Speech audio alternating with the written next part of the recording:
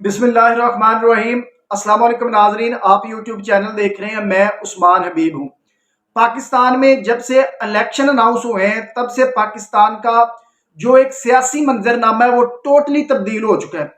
नून league, PDM की जितनी भी जमातें हैं और पाकिस्तान के जो ताकतवर तरीन लोग हैं वो अभी भी यही कोशिश कर रहे हैं कि किसी भी तरह करके पंजाब और केपीके में इलेक्शन ना हो, और फिर इसी तरह करके हम जो वफाक के इलेक्शन है उसको भी हम डिले में ले जाएं, और जब हमारा दिल करे 1-2 साल बाद हम इलेक्शन करवाएं और अपनी मर्जी के बंदे तैनात करें और पीटीआई को मुकम्मल तौर पे दबा दें।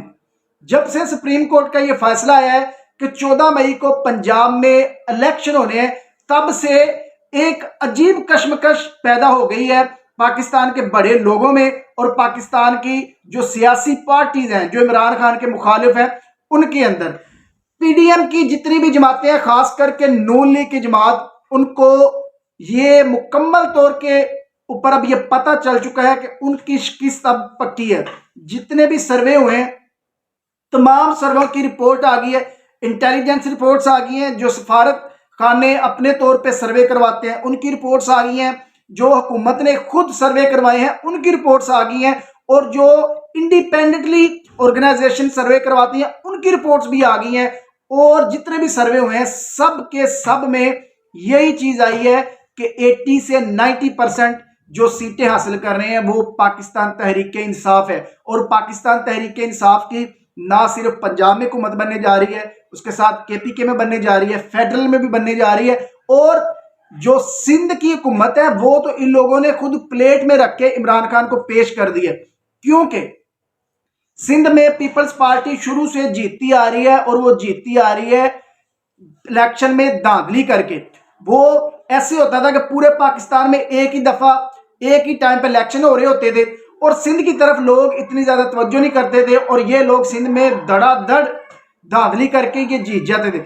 लेकिन अब इस दफा जो सबसे ज्यादा नुकसान होगा वो नून लीग के बाद होगा पीपल्स पार्टी को, क्योंकि पीपल्स पार्टी पिछले कई दहाइयों से, कई सालों से सिंध में हुकूमत कर रही थी। लेकिन इस दफा ऐसा बिल्कुल नहीं होगा, क्योंकि पंजाब और केपीके के इलेक्शन पहले हो जाएंगे। इमरान खान की हुकूमत यहां पे वाज़ेह तौर पे बनने जा रही है, लेकिन उसके बाद जब जनरल इलेक्शन होंगे उसके साथ सिंध के इलेक्शन भी होंगे, तो इमरान खान की अब ये पूरी तवज्जो सिंध की तरफ होगी और उनकी सारी लीडरशिप भी सिंध में होगी। उनकी जो टाइगर फोर्स है, खास करके जो इमरान खान साहब ने स्पेशली इसी लिए बनाई है, जो तैयार की है कि जितने भी पोलिंग स्टेशन है आपने उनकी मॉनिटरिंग करनी है, जो आपके ऑफिसर्स हैं आपने उनकी मॉनिटरिंग करनी है, जो पोलिंग अमला है आपने उनकी मॉनिटरिंग करनी है।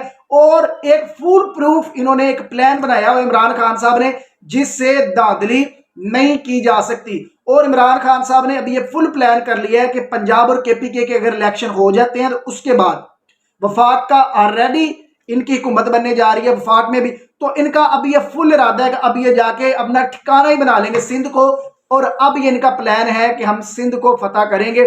तो इसलिए जो सबसे ज्यादा नुकसान होगा वो होगा पाकिस्तान पीपल्स पार्टी को, मतलब जरदारी साहब को।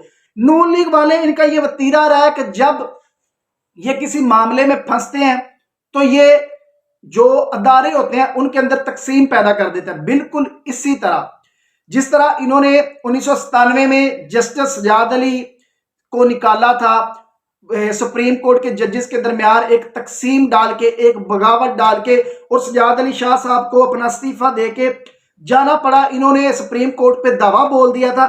बिल्कुल इनका इस दफा भी ऐसे ही प्लान था कि हम किसी तरह करके जस्टिस उमरता बंदयाल के खिलाफ भी हम बगावत करवाएं, जो सुप्रीम कोर्ट के जज साहबान हैं उनको तकसीम करवाएं और हम ये एक सूरत हाल बना दें। इन्होंने इवन दैट मीडिया कंपेन तक करवाई, जहां पे कामरान खान तक इस किस्म के जो लोग थे वो लोग भी कहते रहे कि जस्टिस उमरता बंदयाल को अब इस्तीफा दे देना चाहिए।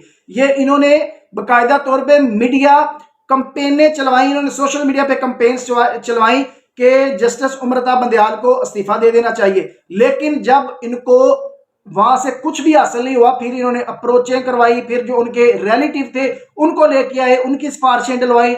जब फिर भी नहीं माने, फिर मरियम नवाज खुद जाके जस्टिस उमरता बंदयाल को मिली, उनकी बात भी नहीं मानी गई। फिर पाकिस्तान के जो ताकतवर हल्के हैं उन लोगों ने उनको ऑफर्स करवाई कि आपको हम अगला सदारती उम्मीदवार के तौर पे ले आते हैं, हम आपको आला ओहदा दे देंगे, फिर पैसों के, फिर भी नहीं माने। फिर उनकी जान को जो थ्रेट थे, उनको ये भी खतरात के बारे में आगाह किया गया कि अगर आपने हमारा कहना ना माना तो आप जिंदा भी नहीं रह सकते। लेकिन जस्टिस उमरता बंदयाल अपनी बात पे डटे रहे और उनके साथ जो साथी जजेस थे जस्टिस मुनीब अख्तर और जस्टिस अजाजुल एहसन, वो भी उनके साथ डटे रहे और उन्होंने आइन का बोलबाला किया और फाइनली उन्होंने एक डेट दे दी 14 मई की। अब जो पाकिस्तान का वजीर दाखिला राना सनाउल्लाह, वो अब मीडिया पे आके ये बयान दे रहा है कि अगर पंजाब में इलेक्शन हुए तो पंजाब में अनारकी फैलेगी। ये है पाकिस्तान का वजीर दाखिला। इन लोगों के बयानात की वजह से जो पाकिस्तान में क्रिकेट का वर्ल्ड कप होना था, इंडिया पहले नहीं आ रहा था। सिर्फ इन लोगों की इन नाकस पुलिसियों की वजह से, इन लोगों की इन गंदी हरकतों की वजह से अब इंडिया ने भी इनकार कर दिया। उन्होंने कहा कि पाकिस्तान का जो मकबूल तरीन लीडर इमरान खान, वो अपने मुल्क में सेफ नहीं है, तो हम कैसे सेफ हो सकते हैं। और अभी ये फिर ये जो लोग हैं ओवरसीज पाकिस्तानी हैं, ये इंटरनेशनली जो लोग रहते हैं उनको आप बता रहे हैं कि पाकिस्तान महफूज नहीं है, पाकिस्तान में आप टूरिज्म के लिए नहीं आ सकते, आप पाकिस्तान में किसी भी मकसद के लिए नहीं आ सकते। जो ओवरसीज पाकिस्तानी है ये उनको भी पैगाम दे रहे हैं कि आप जिधर हैं आप उधर ही रहें, क्योंकि पाकिस्तान आपके लिए सेफ नहीं है। ये राना सनाउल्लाह साहब कह रहे हैं कि अगर पंजाब में इलेक्शन हुए तो पंजाब में अनारकी फैलेगी।